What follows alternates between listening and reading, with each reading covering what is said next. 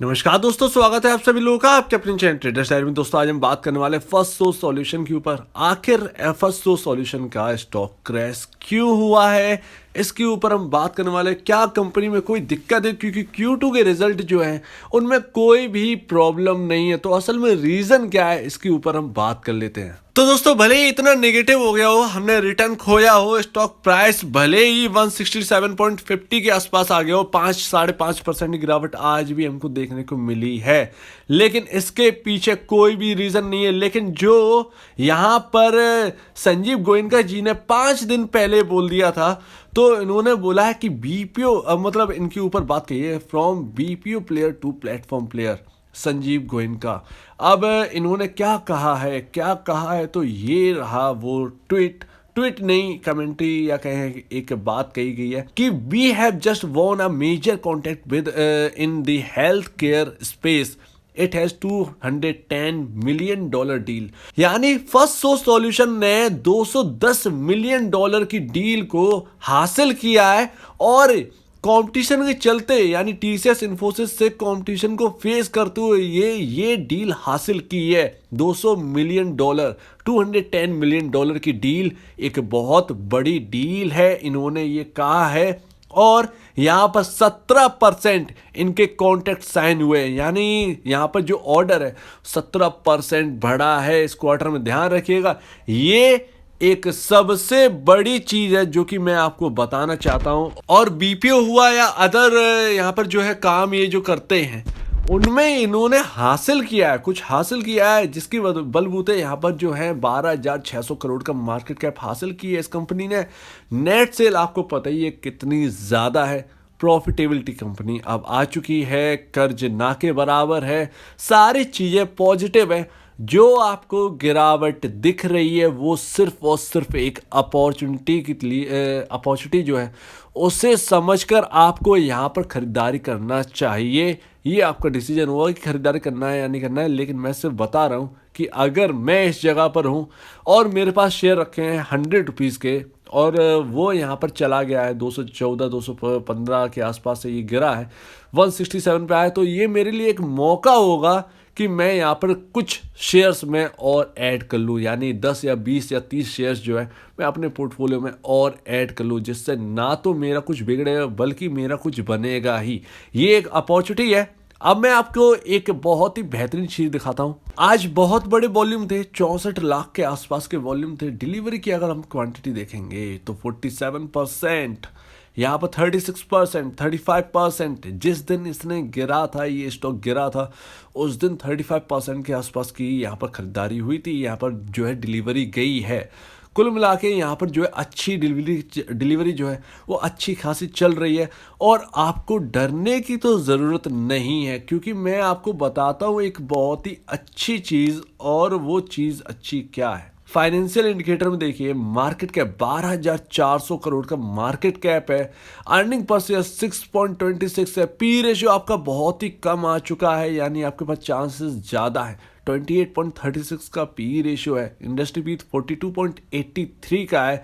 और अगर दोनों में कंपेयर करेंगे तो यहाँ पर डिफरेंस आपका एटलीस्ट यहाँ पर डिफरेंस आपका 14 पॉइंट के आसपास का या 13 साढ़े 13 पॉइंट के आसपास का डिफरेंस निकल के आता है, जो कि इस स्टॉक को सस्ता करता है।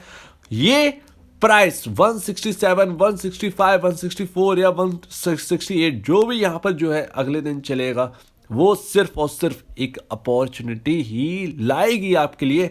इससे बेहतर स्टॉक नहीं हो सकता अगर आपको आईटी सेक्टर में अभी चाहिए फिलहाल। मतलब अभी तो बहुत सारे हैं, लेकिन अगर आपको कोई क्वालिटी वाला, यानी आपको चाहिए जो कि एक बीपीओ लाइन में हो, बीपीओ सिर्फ और बीपीओ, तो आपको ये स्टॉक आपके लिए बहुत ही ज़्यादा बेहतरीन है। सिर्फ और सिर्फ बीपीओ के लिए, थोड़ा सा सॉफ्टवेयर का काम भी इनका है, उस चीज़ में ये माहिर है। ध्यान रखिएगा, ये स्टॉक आपको एक अच्छा खासा रिटर्न यहाँ से भी दे सकता है। 168 कोई बड़ी बात नहीं है, आपको एक अच्छा खासा गैप मिल रहा है वापस फिल करने के लिए, यानी 168, 165 के अगर लेवल दिखते हैं तो ये एक अपॉर्चुनिटी होगी। टेक्निकल की बात कर लो तो इंडिकेटर में मैं आपको बताऊं कि न्यूट्रल है, आपका स्टॉक ओवरसोल्ड जोन में चल रहा है। 4 में से 3 indicator, CCI, William, money flow index, आपके 3 इंडिकेटर जो कह रहे हैं ओवरसोल्ड जोन में आपका स्टॉक चला है। RSI न्यूट्रल है और उसकी वैल्यू 31.33 है। ये सबसे क्रिटिकल ओवरसोल्ड जोन होता है। यहाँ से कभी भी यहाँ से आपको खरीदारी दिख सकती है और ऊपर के स्तर आपको देखने को मिल सकते हैं। फंडामेंटल वापस अगर हम एक बार नजर मार लें तो खराबी क्या थी? खराबी कुछ भी नहीं थी। नेट सेल 1428 यानी 1428 करोड़ की आई।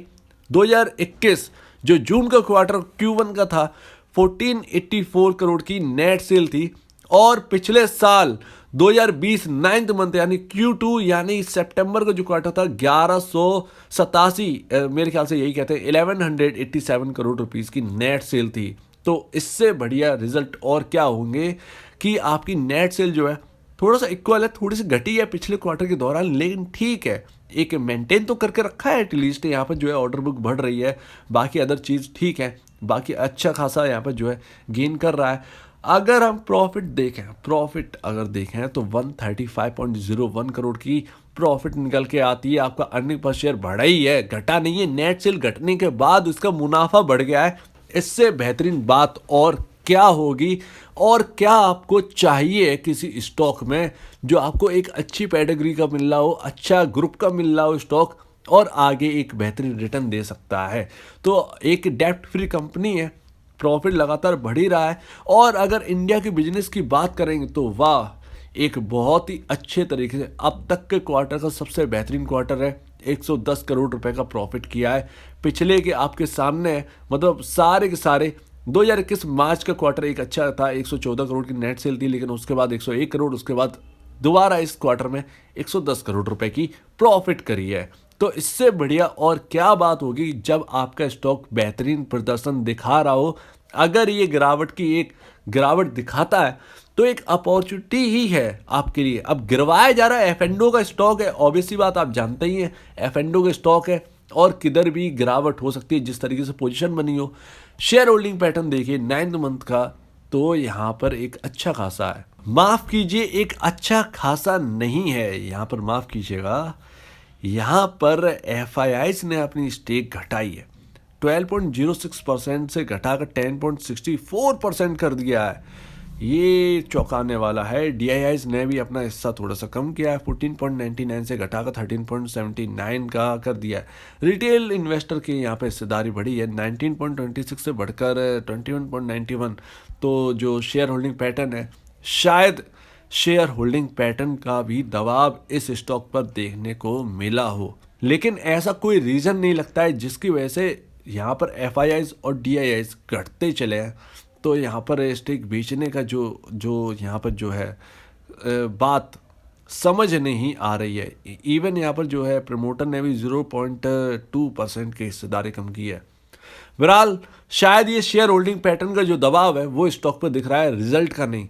अगर ये रिजल्ट का होता तो रिजल्ट तो ऑब्वियसली बात है, एक बेहतरीन रिजल्ट आए हैं। मेरे ख्याल से ये शेयर होल्डिंग पैटर्न का ही दबाव हमको देखने को मिल रहा है। ये चूक हो गई थोड़ी सी यहाँ पर जो है, पहले ये नज़र नहीं आई। ऑप्शन चेन के हिसाब से देखें, अगर ऑप्शन चेन के हिसाब से आपका सपोर्ट कहाँ है, तो देखिए इस स्टॉक में सबसे बड़ा रेजिस्टेंस 25 नवंबर तक का 200 की कॉल में है, यानी 200 का लेवल जो है वो आपका एक रेजिस्टेंस है।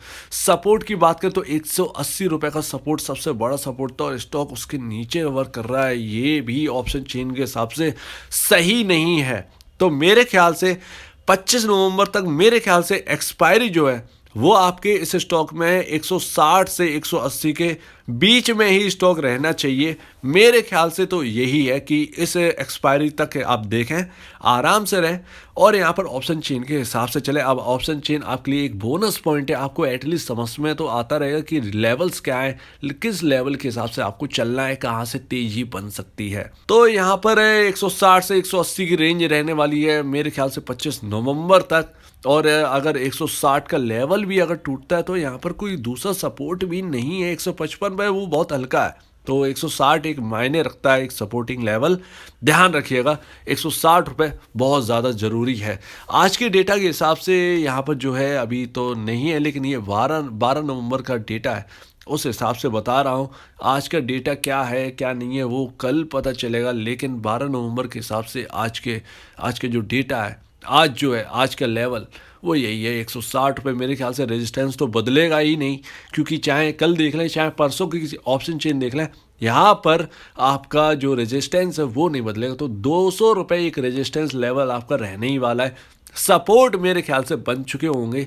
कल के डेटा में देखते हैं कि सपोर्ट कहाँ पर है। कल बात करते हैं कि अगर 160 रुपये टूटता है तो कल हम बात जरूर करेंगे इसके ऊपर। तो बहरहाल यहाँ पर जो है आपका शेयर होल्डिंग पैटर्न डराने वाला है, सिर्फ और सिर्फ शेयर होल्डिंग पैटर्न आपका डराने वाला है, लेकिन रिजल्ट्स बहुत अच्छे हैं।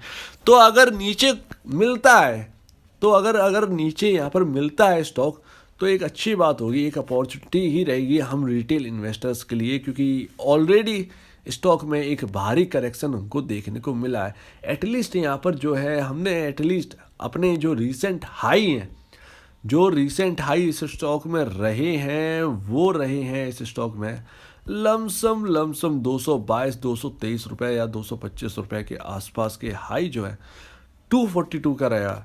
तो यहाँ पर एटलीस्ट हमने यहाँ पर 80 पॉइंट के आसपास तो हम गिर चुके हैं अपने हाई से। 242 रुपीज़ का जो हाई है वहाँ से 80 रुपये तो हमने खो दिया है।